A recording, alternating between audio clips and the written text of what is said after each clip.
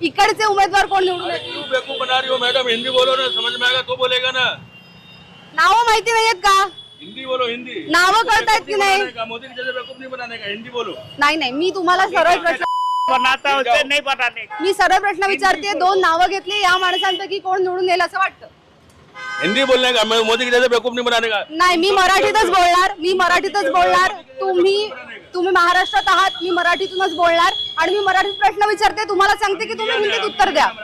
तुम्ही हिंदीत उत्तर द्या, मी तुम्हाला म्हणते तुम्ही मराठीत उत्तर द्या म्हणून। तो उत्तर देगा ना, जब समझ में आएगा तो उत्तर। नाव मोदी नाव कळतंय, राहुल गांधी नाव कळतंय, मग प्रश्न काय विचारते कळते, उगाच अडवणूक का करताय? सांगा, उत्तर द्या की कोण निवडून येईल असं वाटतं?